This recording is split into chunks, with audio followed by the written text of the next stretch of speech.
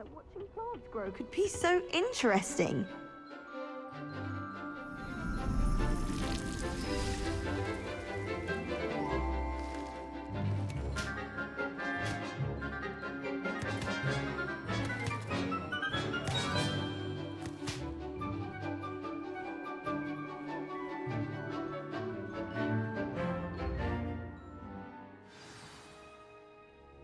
How wonderful to see you again.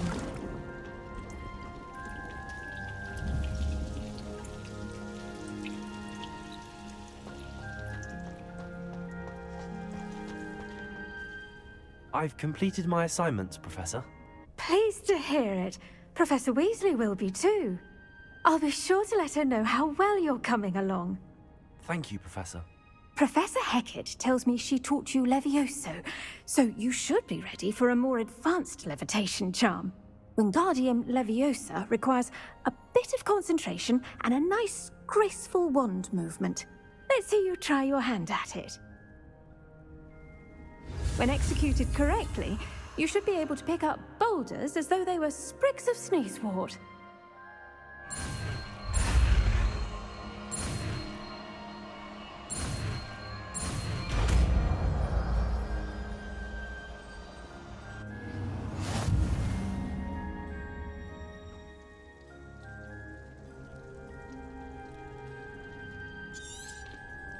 Well done!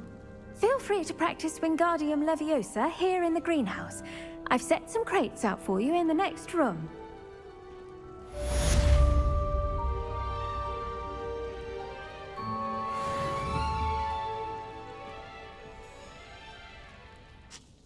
Professor Garlick, a moment of your time? The plants are resting, so now's as good a time as any.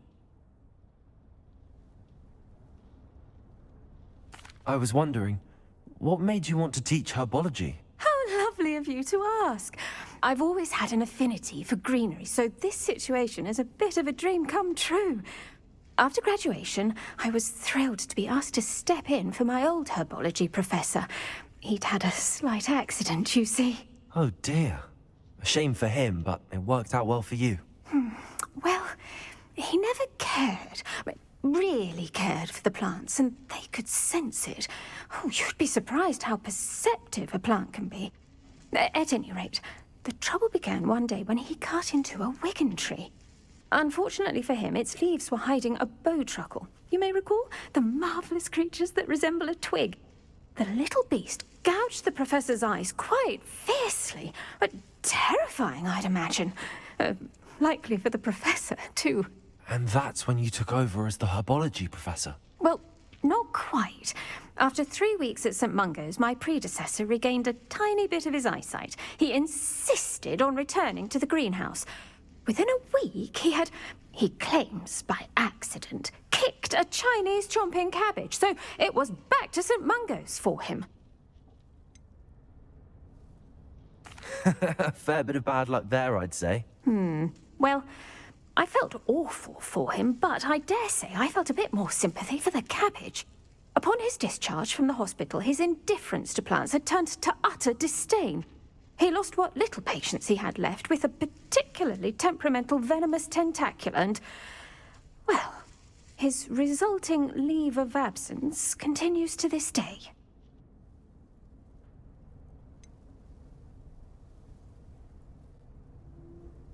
I had no idea. How awful. Last I heard, he'd gone to Romania. As rumour would have it, he'd developed a sudden interest in dragons.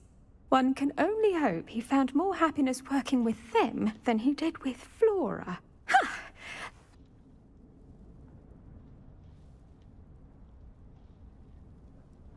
I'm glad everything worked out as it did and that you're the herbology professor now. Very kind of you to say. I do love these gardens and helping my students grow. Ha! Lovely speaking with you. Have a wonderful day. Oh, and remember, be kind to your wigan trees.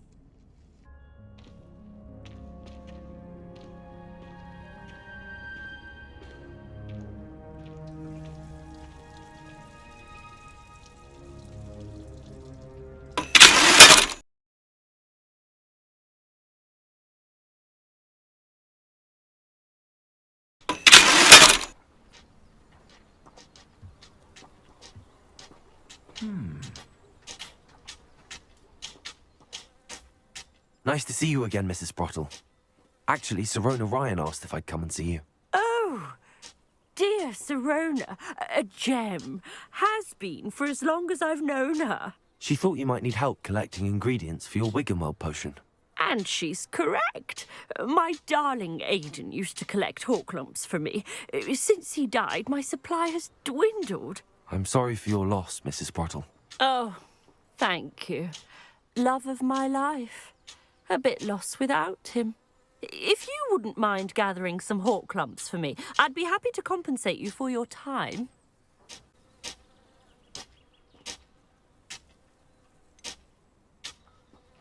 Sirona said she lived with you during the summers when she was at Hogwarts. What was she like?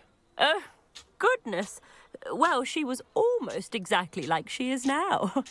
Charming, good head on her shoulders, taking care of everyone. I can't tell you the fun we had when she and her friends would visit us during the year, all buzzing about, practicing charms. Talented group. Her friend Mirabel was a genius in the garden. Learned it all from her muggle parents, if you can believe it.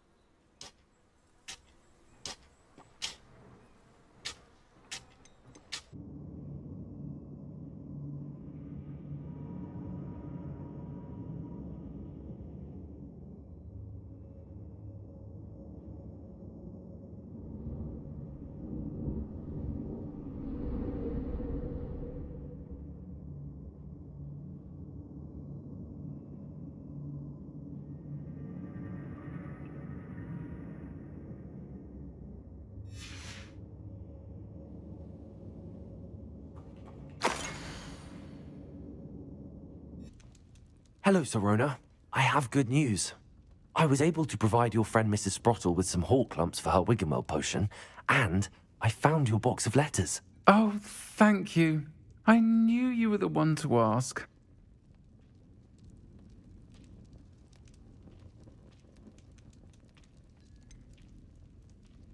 I wondered about some of the letters in the box. Of course. It appears most of the letters were from fellow students.